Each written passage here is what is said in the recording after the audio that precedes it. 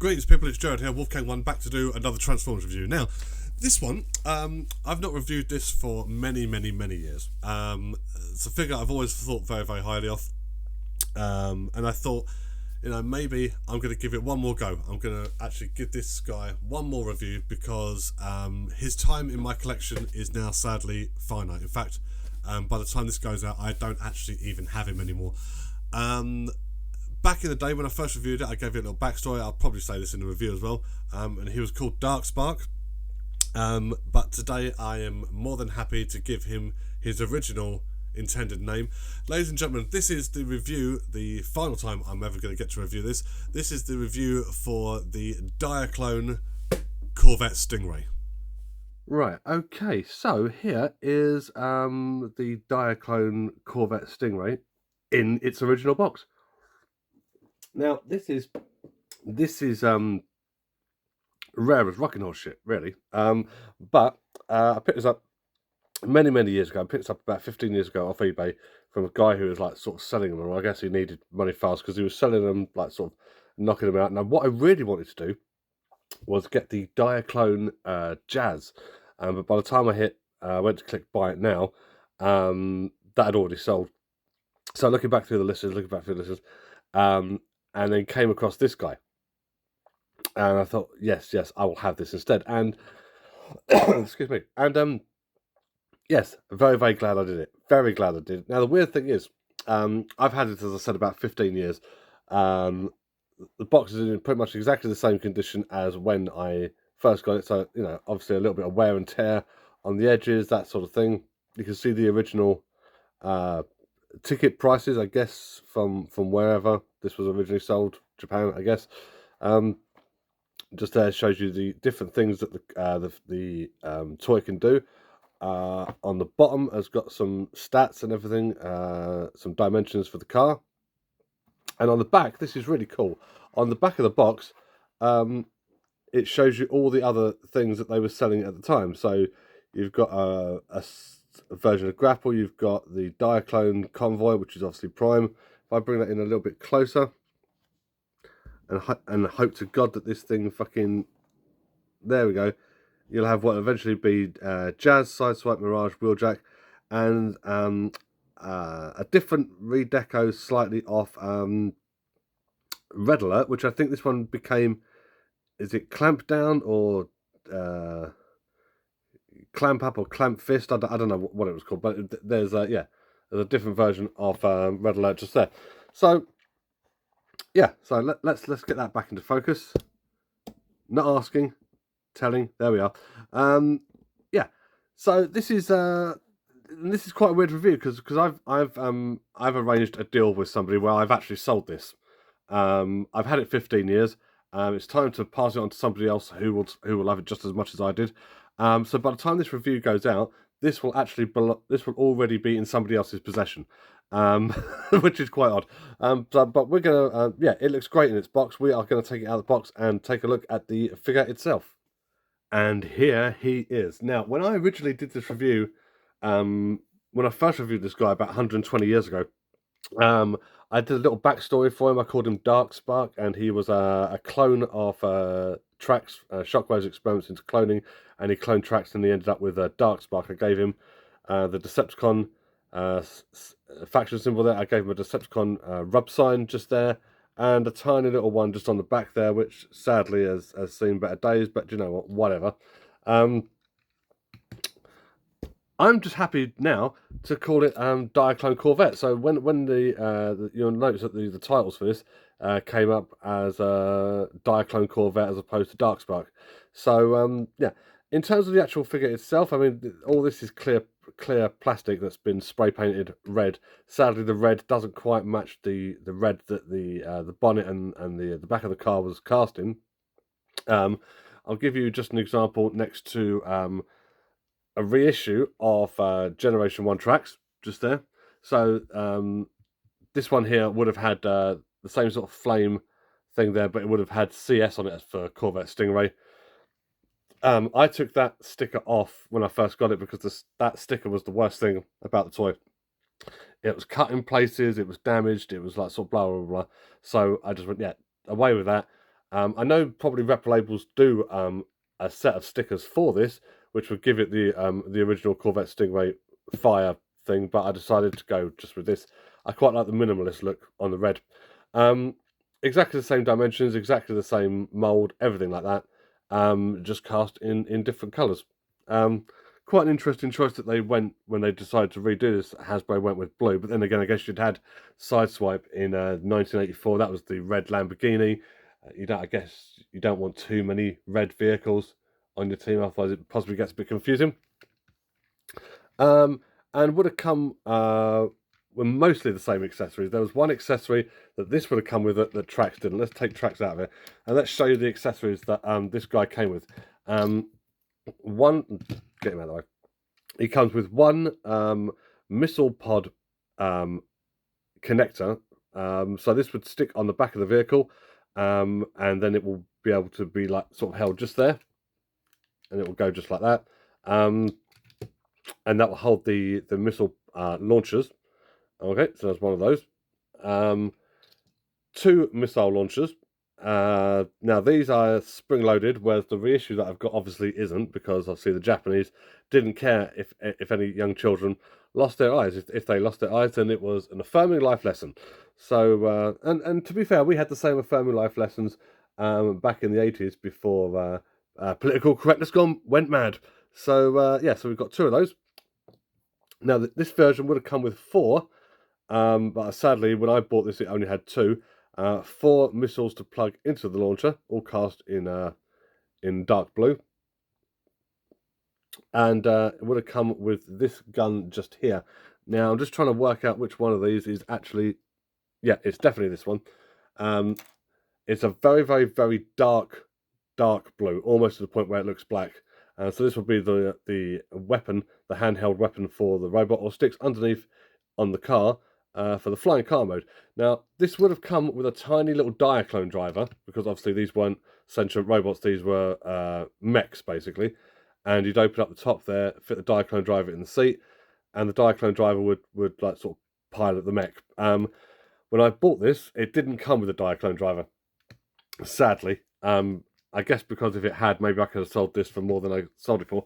But I have also, at the same time, sold this for a very, very handsome price. So shout out, I'm not going to name him here, but shout out to one particular gentleman for agreeing to that deal. You're not going to regret this. Rolls very, very well on his rubber tyres, because, you know, back then they always did. The tyres themselves show no real signs of damage at all, which is lovely. No cracking, because sometimes these tyres show that little bit of fatigue. A bit of chrome wear, a little bit, especially on this wheel here. A little bit of chrome wear on the underside. Can't focus, you son of a bitch. On the underside, the metal's a little tarnished, but then again, you know, the figure is, when did this come out? 1982 originally in Japan, 1982, 1983. So I mean, it didn't come out in Western markets until 1985 when it was rebranded as Trax. So this figure here is, let's say for argument's sake, about 42 years old, and still looking very, very nice after all this time. Yeah. So what things can this do? Well, actually, just to show you a comparison between the missile launchers. So this would have come with like the G1 Trax version and the reissue. So the missiles and the missile launchers were cast in blue, and when they got to Trax, they were cast in white. Sadly, these have gone a bit discoloured. Whatever. Not losing sleep over it. And even though I've sold this guy, and even though he no longer belongs to me, I love it. I absolutely love this. I mean, I've looked, I mean, you can tell because I've really tried hard to look after this after all these years. All the stickers on this that you see are original stickers. That I never bought a replacement set. They never, like, sort of anything like that. So all the stickers are in pretty good condition. Lovely little details as well. Like, I don't know if you're going to be able to see it. You should be able to see it. Just here, what looks like door handles, or something like that, where you'd obviously open the door. That's a bit of a stupid thing to say, wasn't it? Just like little details like that. I've always found this particular figure, this particular example of this figure, whenever I look at it, whenever it sits on my shelf, and I look at it and I see it, always looks like stepping, like looking backwards in time. It's yeah, a wonderful recreation of a Corvette Stingray, and to this day holds up incredibly well as basically the what would be the beginnings of transforming robot toys. So yeah, so we're going to take this to flying car mode. Now, I always found the third mode, the flying car mode, to be a little bit shit weak, to be honest. Never really saw the point in it. But why not? It's got a flying car mode, and to do that, what we basically do is we extend these black sections just here, and that will bring out this like this, and then you bring it out like this, fold it forwards, and then bring the wing section back. Okay, so we're going to do that on both sides.